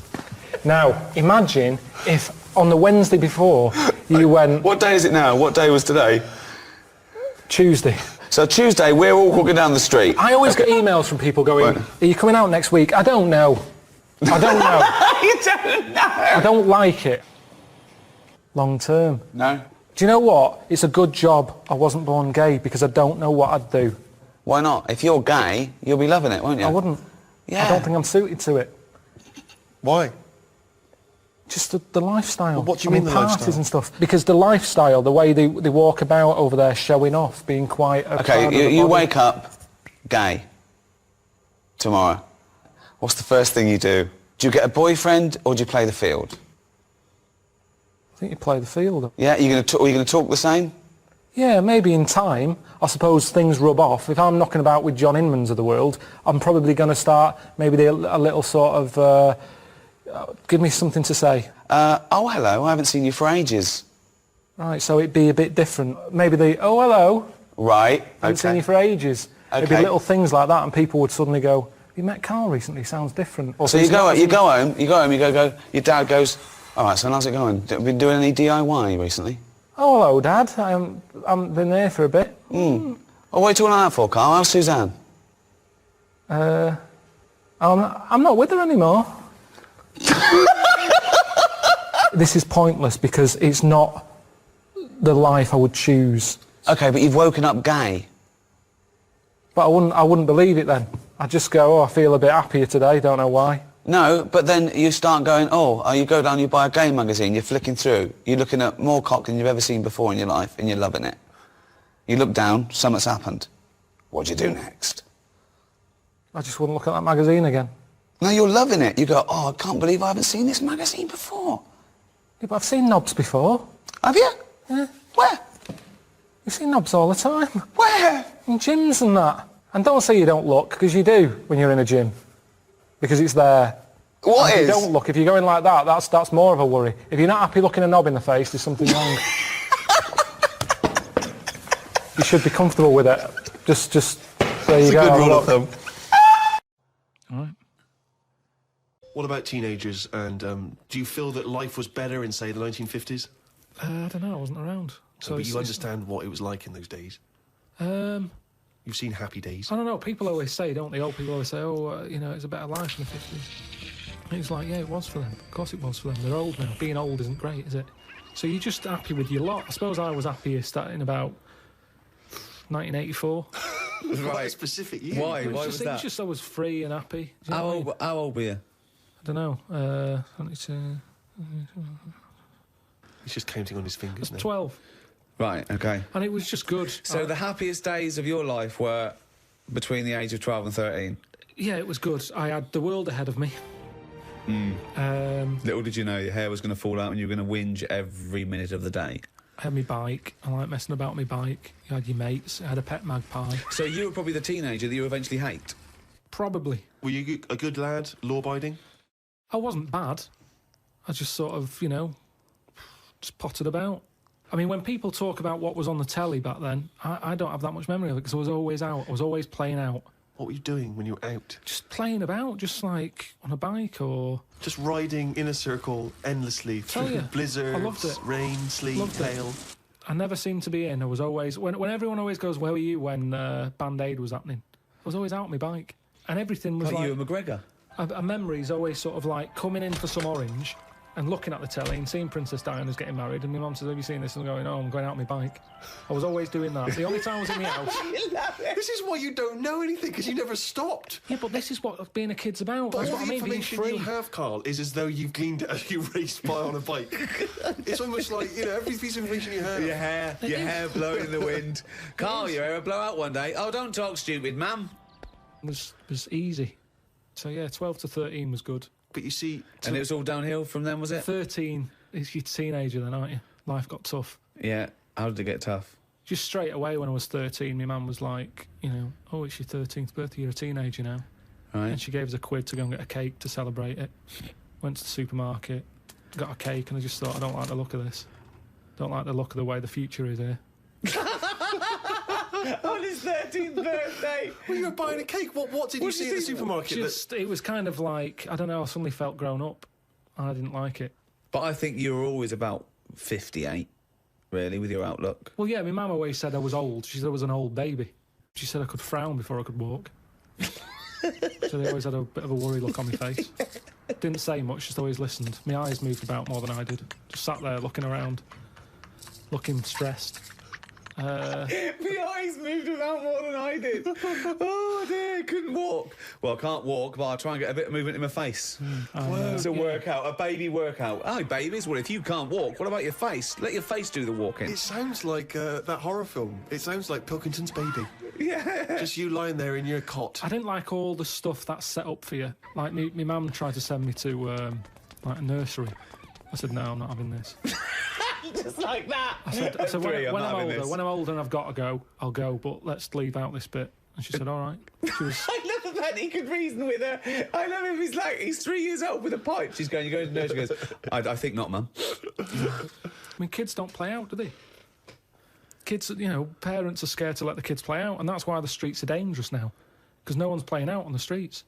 Whereas when I was a kid, everyone was out on the streets. The streets were safer because there was more people knocking about. Right. Let the kids play out. It must be like a constant, like a Larry painting. His front garden, do you know what I mean? Just loads of people just walking around. There was never any problems. I was sort of taken away by some fella. What? No, I was playing about in the garden. Yeah. But my dad's mate, Tony, he did tiling with him. He drove past, and he saw me looking a bit fed up, so he just leant over, picked me up, took me to the pub. Now, the thing is, there wasn't panic. People weren't going, oh, God, where's Carl gone? He's out. Just How old were you? He's down the pub. Yeah, He's 4 years old, yeah. Well, he's only having a... He's down the pub with Tony, probably playing darts. Yeah, I was about 3 or 4. Sorry, so some bloke drives by who happens to be a friend of your dad's, thinks that baby looks grumpy. Yeah. I'm taking him down to the pub. That's what it was Tony, like. you bringing a baby to the pub? Yeah, I might do, yeah, we'll bring in ours. All right, see you later, mate.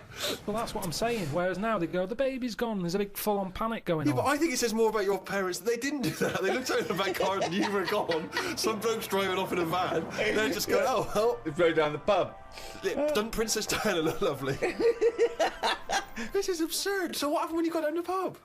I just was there for a bit, and then... For a bit, just had a game of pool. Then my dad came in. It was like, oh, there you are. Oh, there you are! I love that! Where's my baby? I'm just going to have a quick pint. Oh, there you are. All right, mate. So, yeah, I think things were better back then. Right, coming to Christmas. Some people forget the true meaning of Christmas. I just think it's drinking and giving presents. But obviously it comes from the story of the nativity. Very briefly, what is the story of Christmas as you remember? It's baby Jesus was born. That's it. Okay. Let's can we expand on that a little? Let's start the night before. What happened on Christmas Eve? She was Mary was pregnant. Right. She's wandering about. You know, probably knowing it was due. Was she knocking about with the 3 fellas at that point? No. No. 3 fellas being... The wise men? No. She wasn't with them? No. Who was she with? I honestly don't know. What was her husband called? Her husband was... I don't know. I wasn't that interested in Ari. Jesus was born. Right, okay, and Mary and Joseph, yeah? Yeah, yeah. They travelled, didn't they? On a donkey. Yeah. What happened? She's pregnant. Yeah, we've done that. And then she's like, I'm going to have this kid in a bit, sort somewhere out. Right. He says, we're going to struggle. She came from Salford. It's Christmas Eve. Right. And they stayed at her. No, it wasn't Christmas Eve, was it? All right, then it's just a normal day. Yeah. And they stayed, they couldn't find anywhere. Right. So they stayed in a stable. Right. She had the kid on December 25th. That's it. Then what happened? That's it, really. No, it was the three fellas she was knocking about with at the beginning. The wise men. Right. And there was a star involved. They followed a star. You see, you're making me look like a divvy, but it wasn't an important lesson at school. I'm not a Catholic or anything. I'm nothing. I'm sort of... My mum even said, she said, don't tell anyone that you're not anything. She said, because something about witches. When I was a kid, when you're a kid, you're at risk of being taken away. People think he's a character. People think this is scripted. No. Imagine if I bothered writing this. But it's not important. It's so not important, this story. What did your mum say about witches? No, she just said don't go around telling people you're not christened or anything. Right. I did a Sunday school thing called Crusaders. Right. Joined that, but I just went on like the Friday when they had Sabutio, table football. And then they came knocking on the Sunday saying, come on, you've got to come with us. Right. And I went, and it was rubbish. There was no Sabutio. There's an old fella reading out a smelly Bible, really old books. And I hated it. I said, I'm not going on a Sunday again. So I used to just go on the Friday. And, yeah, that is religion for me. There you go. I didn't need it. I don't need an old story. Final thoughts? What does Christmas mean to you then, Carl? If you don't like old stories, what does Christmas mean to you? Just look down and tell people what they should be thinking of this Christmas. What does it mean to you? It's hassle, isn't it, Christmas? Got to buy presents. The meal's all right. The food's all right. It's the best, isn't it? If the roast dinner is the, the king of meals, surely the Christmas roast is the king of roasts. Yeah. Christmas. I could do without it. If someone said, we're getting rid of it, I'd go, all right. I don't like all the build-up. I don't like that bit in between Christmas and New Year when nothing's happening. That's a dead week. Nothing goes on. People are still off for Christmas. Christmas has happened. Get back to work. You can get nothing done. Everything comes to a standstill. Why do you like Christmas? I like being allowed to drink gin and tonic at 10 AM while watching Noah Ledman's give little sick kids presents. Well, that's what I mean. That's what it's about. It's not about, you're saying to me, telling me the story of baby Jesus. You haven't got a clue yourself. It's not about that. It's about, like you say, eating chocolates. Same as Easter is for fat people with chocolate. I love Easter. No, you don't. You like eggs. You like chocolate, you fat little... Do you know what I mean? So, we don't need it. Maybe back then, when you were, wise men knocking about a desert, they needed something to look forward to. They probably didn't live that long. I don't think they were looking forward to Easter, though, were they? No, but listen. But Jesus certainly wasn't looking forward to Easter. Back then, when you watch Scrooge, everyone's looking forward to it. Tiny Tim, go and get a chicken. Now, these days, have a chicken when you want. Anyone can afford it. So it hasn't got the same values. Tiny Tim, go and get a chicken. Oh. Happy Christmas. Brilliant. Right.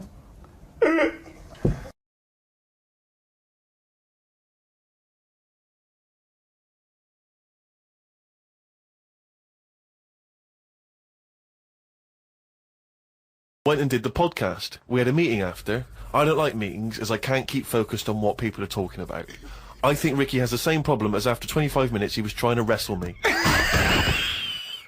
I tried to do what spiders do and stayed still as if I was dead. But Ricky just stayed on top of me, not moving. A bit like when you see one of them big snakes swallowing a sheep. Ricky got bored and released me. I went home thinking, why had I left my old job for this? A homeless man asked me for some money, but I didn't feel like I should treat him as I felt that he'd probably had a better day than me. Oh, God. Suzanne called me to say she'd gone for a haircut and that she'd meet me in the supermarket. I went to the supermarket, but she wasn't there. I called her and she said she was near the fruit aisle. I went to the fruit aisle and she wasn't there. Turns out she was in a different supermarket on the other side of town. And that if I'd listened to her properly, I'd have known that. I didn't want to say that What, you just went to the first supermarket you thought of, as opposed to listening to what supermarket? I'm in the supermarket. All right, bye. I didn't want to say that I hadn't heard her properly, because my ears were ringing a bit from the wrestling from earlier. 25 minutes later, I met up with Suzanne. Her haircut wasn't that bad. Normally her haircuts are followed by an argument between us, as she pays over the odds for some daft haircut that's the latest style. Brilliant. I wish she'd take a picture out of a magazine or ask for a style rather than letting the hairdresser do what she wants. I said I only tell her to do this as she's got a square head, and a close-cut hairdo makes it look squarer. She said, what do you think of this cut? I said it looked alright, as I couldn't be bothered arguing about it. It's weird writing a diary. I don't know who thought of doing one of these first. The last time I did one was at school. They used to get you to do it so they could keep an eye on whatever you were up to. My diary used to say the same thing every night. Got home, went to the shop to get potatoes, bread, milk. Went home, watched telly, went to bed. I think I might have gone to Twiggy's dance club just so I had something different to write. You've not told us about Twiggy's dance club. It's just, you know, I sort of, when I was a kid, I sort of gave everything a bit of a go. I did boxing and that, didn't I? Gave that a go. For about 45 minutes. And, yeah, a mate sort of said, oh, you know, you're into your dancing, your robotics and that, you're doing your body popping, right, body popping and that. He said, you ought to come to Twiggy's. And, I went there, but I didn't go in, it was shut. They were just having, like, loads of toilet rolls delivered. I think, like, they were, like, using it as a storage place for toilet rolls and that, so I said, oh, I've come to have a dance, and like, oh, not tonight, come back tomorrow. I never went back. Brilliant. Next. What a waste of an anecdote. Right. Brilliant. Just to recap, you're convinced then that the teachers are asking you to keep diaries so they can keep tabs on you. And then to continue the diary, as there were more problems happening on the estate, they started to add Saturday and Sundays to the school diary to keep an eye on what we were doing at the weekend. I struggled to fill it on a Sunday, as the shop I got potatoes and bread from was shut on a Sunday. I had to go over to Shepherd's Bush to meet someone. I got the tube. There was a badly burnt man on the tube. It's amazing how the body can continue through quite a lot of bad stuff. It got me thinking about how much stuff you could remove in your body, one by one, without dying. If it was a competition, the cockroach would win, as it can live for a week without a head. I just mean, like, say if, you know, they're running out of ideas for TV programmes and that, right? They get someone who isn't well. They go, look, do you mind if we make a programme on you? And what they do, they sit them in the bed, and they go, right, what we're going to do now is take out the heart, but replace it with a pacemaker. Right, No. Sorry. People with pacemakers don't have their heart taken out and a pacemaker popped in. Alright then. Some sort of machine. What I'm getting to is... Have you been playing Operation? What I mean is the big finale would just be a head chatting with loads of wires going into it, and it's like, look what we can do with science. That's what the programme's called. It's the same every week. The volunteer is just a head with loads of wires coming out Look of it. what we can do with science. And he's going, Goodbye. Oh, I feel ill. Got some post delivered to me today. It was... Oh, this is This great. makes it in the diary. Got some post delivered to me today. It was addressed to Mr. Dilkington.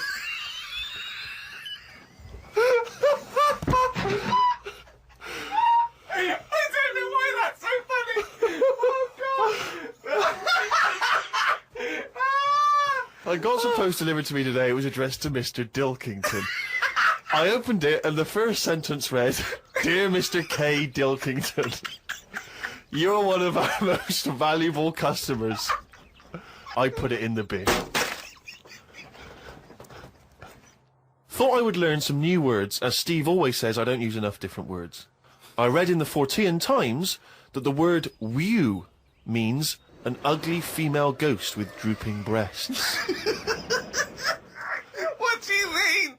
Is that how am I pronouncing that right? Who's using that word? Who is using that word? It was just W-E-W-E. Let's call it a woo.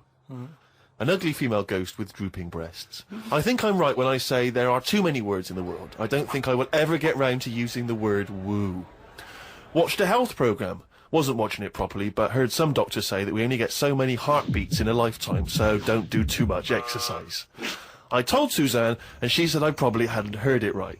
We got talking about death. Suzanne said she didn't like thinking about it. I said she might end up being a woo. I was chuffed, as I'd managed to use my new word.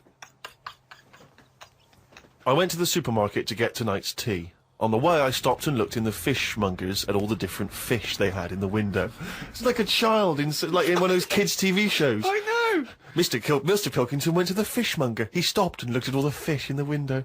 Hello, Mr. Dilkington, they said. There was a newspaper clipping stuck on the glass about a two-headed fish that they've made in Taiwan. I don't see the point in doing this, as a fish having two heads ain't gonna solve the world's hunger problems, as the head is the bit you throw away.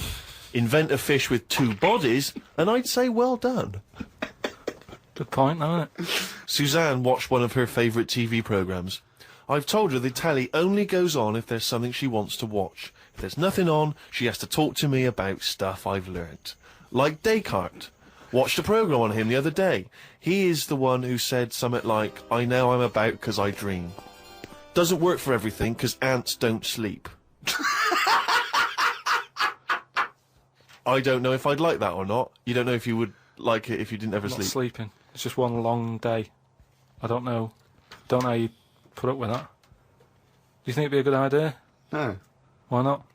Because, as you said, it would get a bit boring. You know, your sleep is your rest, your time off. It helps you detoxify. It helps you sort of think things through on a subconscious level. You know, But don't you ever get it where, I mean, sometimes it's brilliant to have a sleep when you're tired, but don't you sometimes feel that's like... the best time to have a sleep, when you're tired. No, but sometimes when you go to bed and you're not that tired and you're kind of thinking, oh, I'm going to waste some hours of my life now and I'm not really in the mood for this. Well, that's sleeping. just wishing you had longer on this earth doing creative things. I mean, if you didn't have to sleep, you could spend more time talking to a tortoise than going to the toffee shop.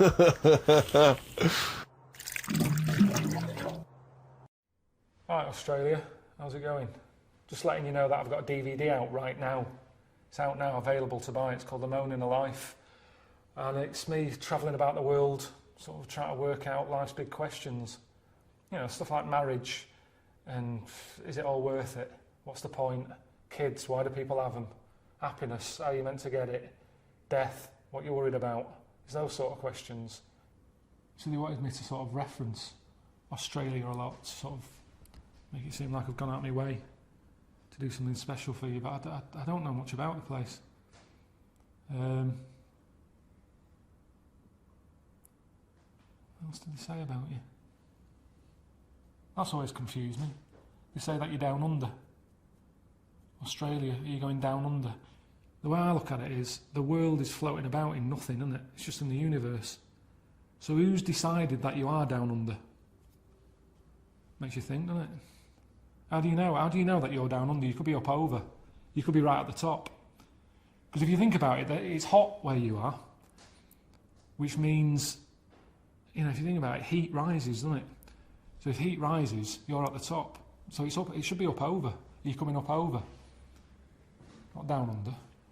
Just a thought. I've had that thought for ages. I had no one to tell, but now I'm talking to Australians. I just thought I'd run it by you.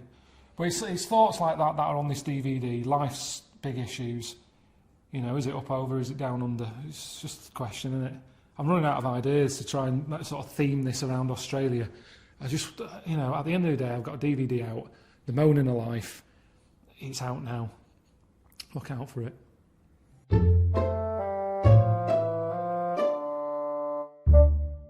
Imagine, oh God.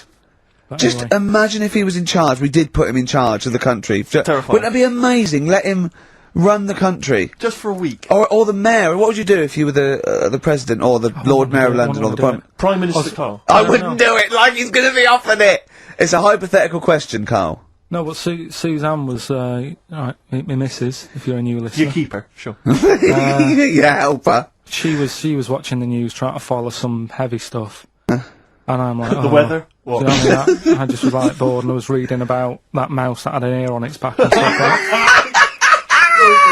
So she said, well, you take notice of this. Should be, you know what Ricky and Steve are like. They try to teach you stuff and you don't even want to learn. So to try and get me interested in it, she was like saying, what would you do if you're president and stuff? Yeah. And I can't be doing with any of it. What did you come up with? You must What would have. your slogan be? What did you come up with? Did you come up with anything? I had a little, the design of it, right? I said I'd have like red and blue, to sort of, do you know what I mean? Both sort of major sides into one. Well, that's broken the back of it. That's a pretty good manifesto so far. Anything else? What's on the second page? I had like, KP looks after me. That would be the badges, would it? Yeah. That's good. I'm a KP nut. Yeah. KP looks after me. Yeah, brilliant. That's about as far as I went with it.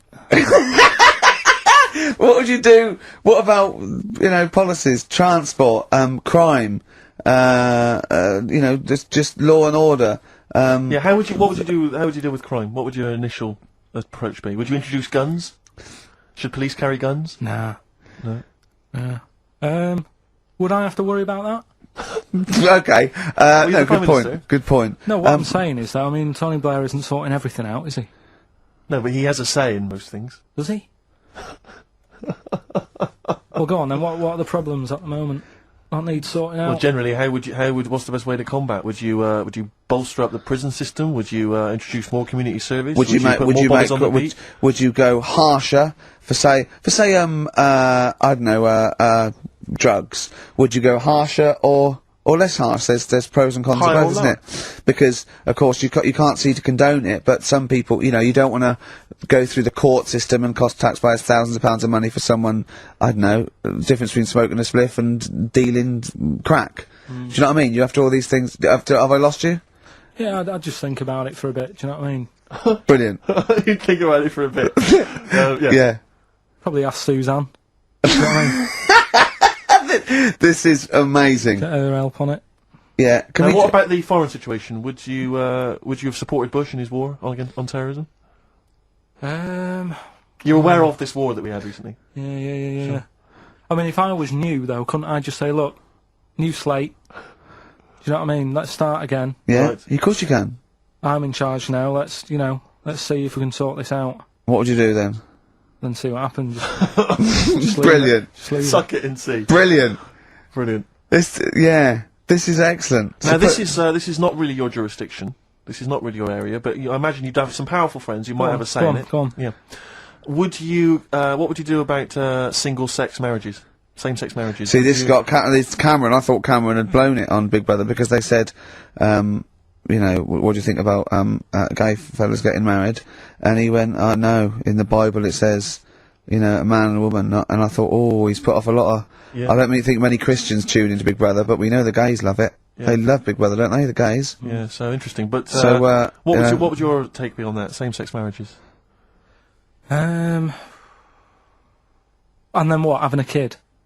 Well, let's start off with, That's all right, isn't it? Do you know what I mean? Just let them get on with it. If it's not affecting anyone else. Sure. Yeah. Sure. Right. But it starts getting tricky Right. when you get a kid. Okay. Go on, why? Well, it's just tricky, innit? Do you know what I mean? Well, yeah, you could be right. I'm not giving anything. I mean, we're not.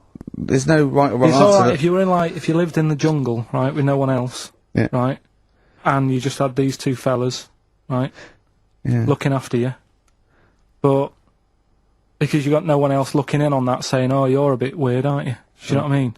But Right. as soon as you come So, to, why have they got married? Do you think that gay people turn to a bloke because they couldn't get a woman? If there's two fellas go away and they're in the jungle, they go, we're definitely not going to find a woman here. We might as well bum. That's not how homosexuality starts. People don't. it makes you wonder. If, No, it does make you wonder. Gays don't go, well, I'll tell you what, I haven't seen a woman I fancy yet, I'll try a bit of knob. No. But what I'm saying is, right, if you're brought up in like a little jungle, right? Yeah. You How are you brought up? Someone just puts you there. I don't know what this is about. Steve. I can't be bothered. Go on, running mate. the I'm country. listening. I'm fascinated. I can't be bothered running the country. Like, I'm too much trouble for you. KP takes care of me. All right, then, fair yeah, enough. What okay. I'm saying is, right, if you're brought up in a jungle, Right. right, What do you mean brought up? Just let him finish. What does he mean You brought understand up, what he though? means? Like Tarzan. You've got to tell me what you mean by brought up. Wolves, chimps, What? Right, well, there's a good example of what I'm saying to you. Right. Right, what I'm saying is, there's a fella, right, he's brought up in the jungle. Shut up, just let him finish. Let him finish! There's no women about, he doesn't know about women, he doesn't understand what women are. Right. Right? But another fella walks in the scene, Yeah. and he gets pally with him. What does he talk about? Then they've both got needs. This scenario is ridiculous. How has he lived? Or do you know what's his reference I points? can't be bothered with this. Honestly, Saturday should be, you know, day off and that, not worrying me about problems. God! Oh! Oh! God! KP takes care of me. Oh, dear. It's not my sort of thing, singing and dancing. We've got enough singers and dancers anyway in the country. Why we still have Pop Idol and X Factor? Everyone's singing. I mean, this is a school. Look at them. They're not doing English and maths. Piss arsing about, jumping to Van Halen. Where's the doctors? The plumbers? When I had a problem with my boiler, I had to wait 2 weeks because no plumbers about. If I need someone to come around and sing and dance, loads of them. But we've got enough.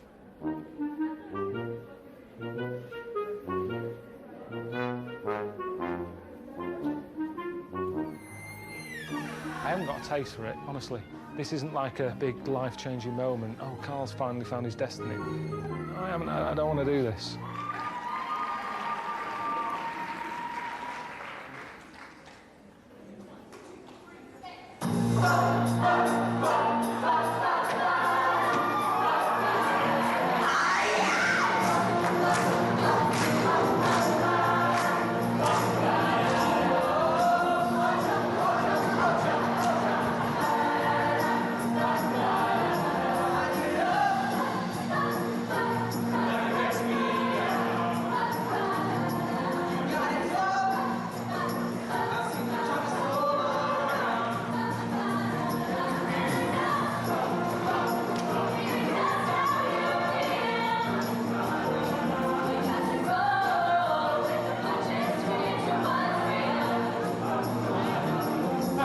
See you standing there with your back against the record machine. Ain't the worst you can see. Well, you know what I mean? Come on, you might as well jump. Come on, have a jump.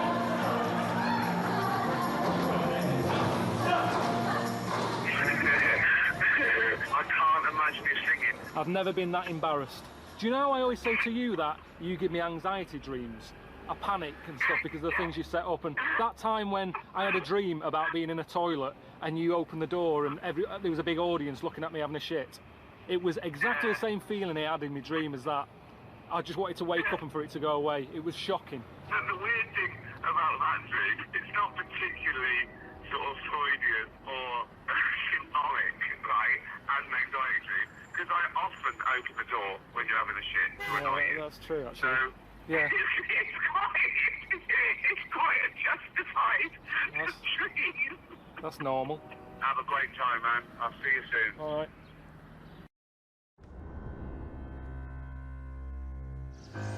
Yeah, the thing is, I don't know what power I've got. That's the thing. If I start wrestling with him, I don't know how strong I am. I might do some damage. By accident. Because I don't go about punching people and stuff, so I don't know how hard I can hit. I might really hurt him. Well, there you have it, folks. Now, let's see him in action.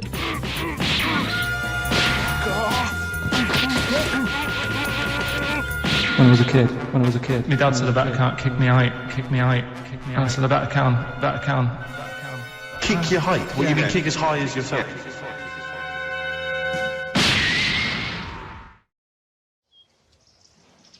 I'm not cut out for kung fu, I know that much. That shouldn't hurt, should it? Just having a cup of tea.